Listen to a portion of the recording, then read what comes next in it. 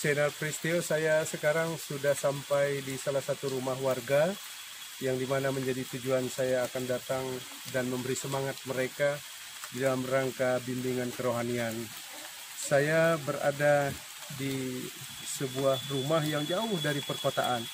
Mungkin sayup-sayup terdengar Bapak Ibu ada suara binatang malam, yang umumnya binatang itu bersuara di kala senja hari, dan itu menjadi pertanda bagi orang Dayak bahwa hari beranjak kepada suasana malam.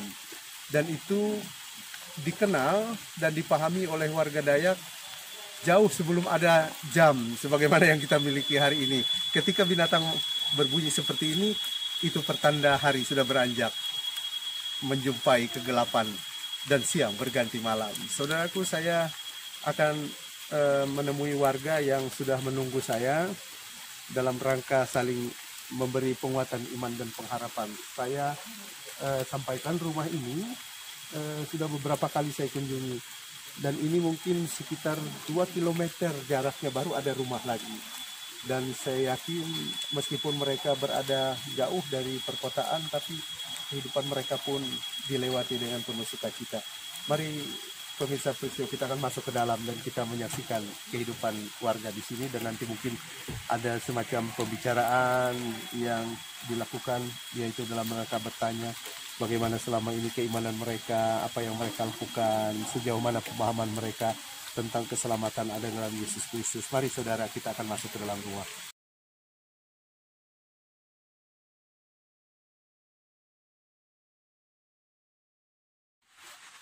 Pemirsa channel Pristio, saya sekarang berada di salah satu rumah keluarga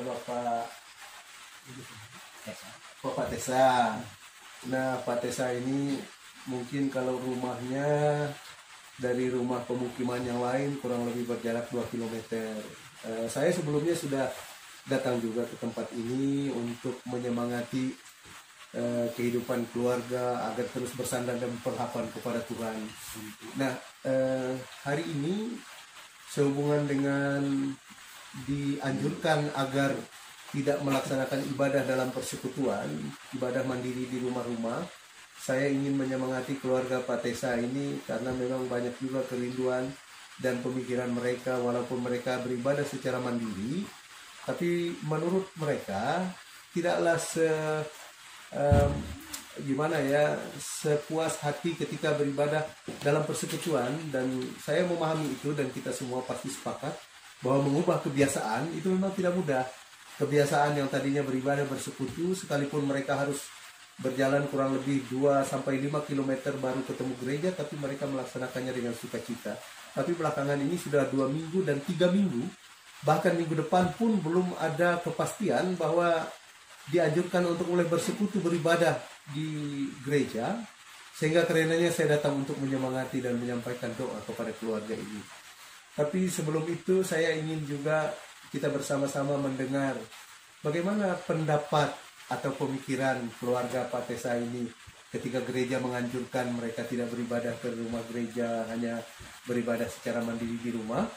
Saya mungkin kita semua akan mendengar bagaimana komentar daripada keluarga Pak Tesa yang konon kehidupannya jauh dari hingar-bingar kehidupan di kota, tetapi hati dan pikiran saya pikir tetap saja kita memiliki hati dan pikiran yang sama, yaitu kita ingin hidup dalam ketenangan, kita ingin hidup bersekutu.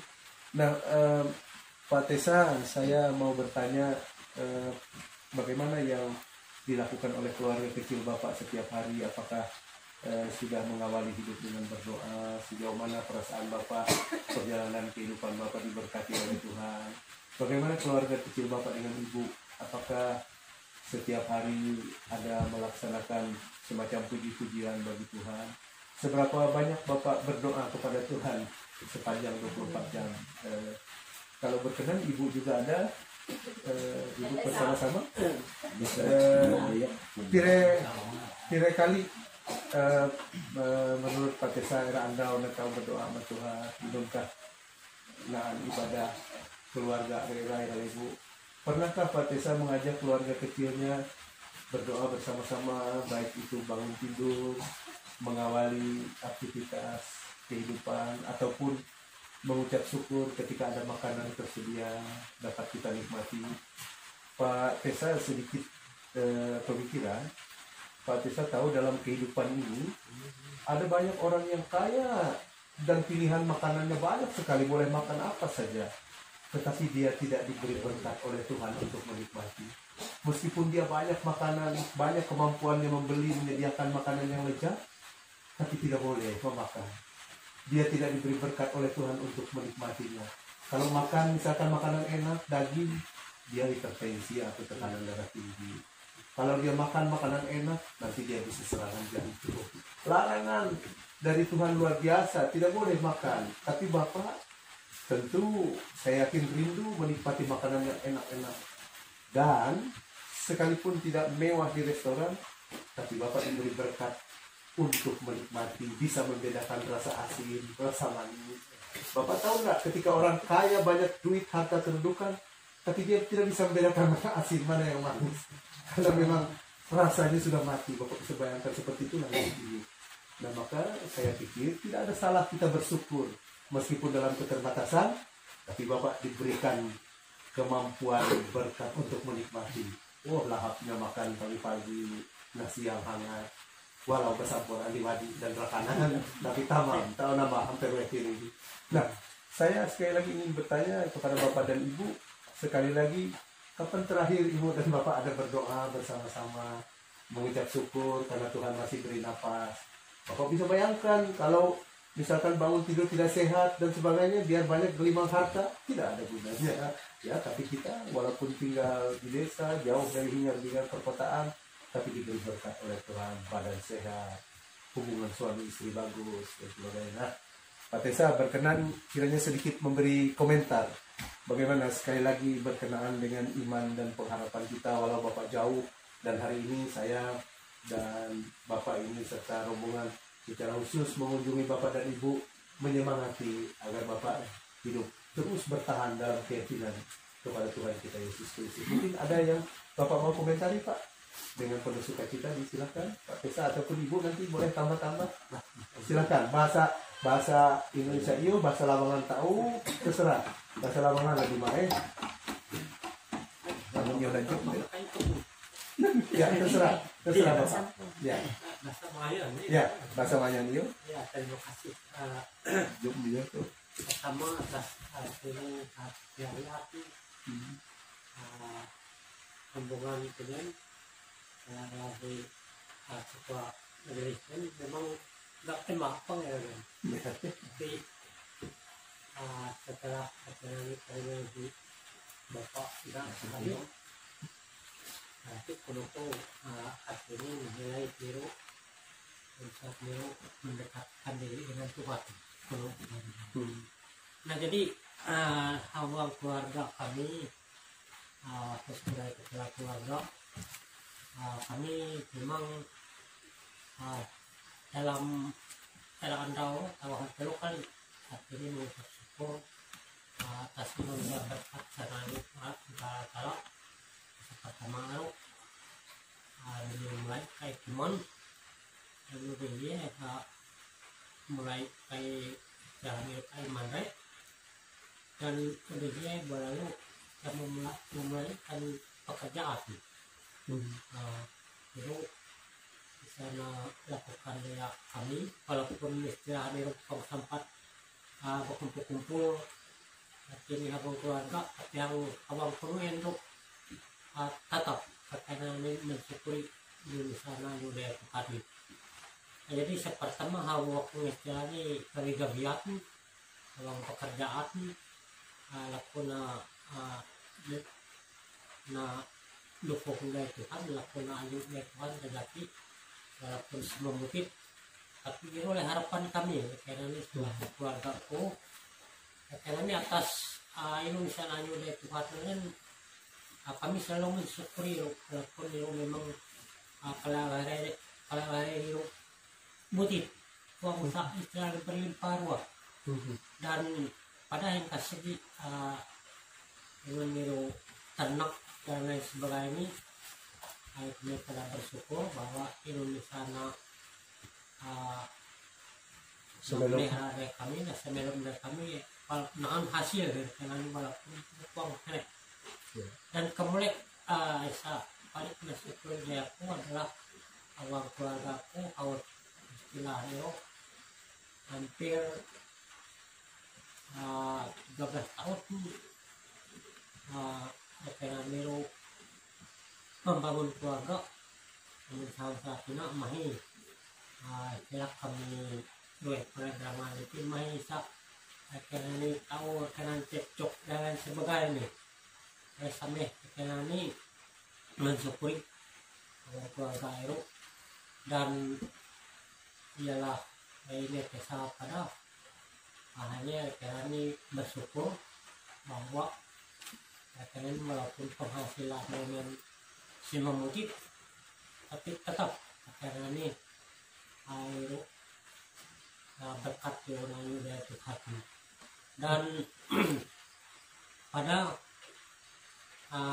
salah satu ide kami pada kita karena anak buah tahu pada Kira anak buah jumlah anak bisa. Nandroe Wah. ini bisa di kelas bisa SMP dan bisa di kelas 4 SD. Iya. Walaupun dekat Nero ada atun dekat ini pemilik pihak ini anak-anak pengutang oleh bersyukur pada malatara bahwa kawannya itu masih kayu sekolah dekat ini. Walaupun mau yang bayar ulut mereka bayarkan keluarga ini. Bayar pulang ini. Pengatu ini sekolah ini nama Tesa. SMP. Bisa. Nah, pemirsa channel Pristio, memang komunikasi yang saya lakukan saat ini adalah komunikasi berbahasa daerah, yaitu bahasa saya, tetapi saya sedikit memberikan penjelasan tentang arti apa yang disampaikan oleh keluarga rumah tangga di tempat ini. Yang pertama, yang bisa kita petik hikmatnya bahwa meskipun dalam kesederhanaan, pengakuan dari Pak Tesa ini luar biasa. Ia merasa berbahagia. 13 tahun ia sudah mengarungi pernikahan bersama istri terkasih. Ia menyatakan tidak sekalipun pernah terjadi cekcok dalam rumah tangga. Ibu keluarga rumah tangga ini tidak mengeluh meskipun berada dalam keterbatasan keuangan, harta dan kedudukan serta jabatan. Inilah sebagai bukti bahwa Tuhan tidak meninggalkan mereka dengan keimanan yang mereka miliki. Semua berkat yang ada pada mereka melalui hari-hari hidup yang mereka lewati, mereka selalu bersyukur.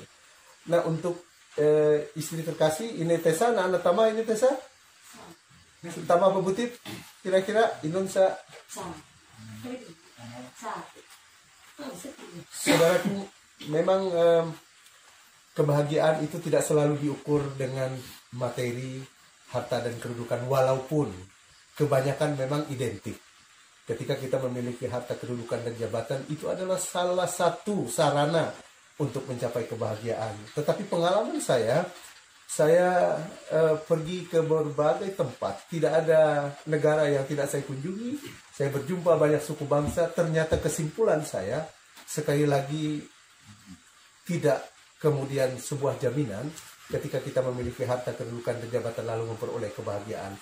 Karena banyak sekali yang saya jumpai jeritan tangis, keluh dan kesah itu datang dari keluarga yang berpunya. Tapi sore hari ini kita boleh belajar dari keluarga Pak Tesa di tempat ini. Meskipun mereka tinggal jauh dari perkotaan, bahkan dari pemukiman, bahkan satu rumah ke rumah yang lain itu berjarak kurang lebih 3-5 km. Tetapi kebahagiaan rumah tangga pasangan suami istri ini boleh menjadi teladan bagi kita. Mereka menurut pengakuan yang saya terima dan kita dengar bersama, bahwa sukacita dan kebahagiaan itu mereka dapat nikmati. Dan itu tadi sebagai bukti, kurang lebih 13 tahun mereka membina hubungan suami istri, mengarungi hidup rumah tangga keluarga penuh dengan kesederhanaan. Tetapi mereka mengucap syukur atas tuntunan dan lawatan kasih Tuhan yang mereka pahami juga melalui penginjilan yang saya sampaikan. Dan tadi saya senang sekali bahwa Bapak Tesa adalah pribadi yang mengajarkan keluarga ini setiap kali bangun dari tidur, melaksanakan aktivitas kehidupan, mengawalinya dengan doa dan berserah kepada Tuhan. Terbukti apa yang kemudian mereka pelihara, baik dari ternak, kebun, sawah, ladang, semua diberkati dan mendatangkan hasil. Walaupun sekali lagi hasil itu tidak berlimpah ruah. Mereka memiliki keterbatasan di dalam keuangan, harta dan kedudukan. Tapi dalam iman pengharapan, mereka boleh menjadi teladan. Dan inilah yang dinamakan dengan berkat yang sejati yang datang daripada Tuhan. Saya akan terus mendoakan keluarga ini agar mereka hidup dalam damai sejahtera. Dan sore hari ini kami bersama dengan majelis jemaat dan kru saya khusus mendatangi keluarga ini dan memberikan doa, dan tentunya doa ini memberkati kita sekalian. Haleluya, saudara-saudara. Pemirsa Channel Pristio, di tengah kegelapan malam di kaki Gunung Meratus, tepatnya di Desa Mempahe, Kecamatan Paku, jauh di ujung kegelapan malam. Saya mengakhiri perjalanan penginjilan saya untuk hari ini. Tentu saya berterima kasih bersama Bapak Ketua Majelis Jemaat Mempahe, Ibu Ketua Majelis Jemaat Mempahe, dan suami terkasih di sebelah kiri saya, Bapak Ari Hartono, penatua dan diakon, bersama Pendeta Muda Marcel yang sudah bersama-sama melakukan perjalanan. Semoga menjadi berkat bagi saudara-saudara kita yang berada di sini.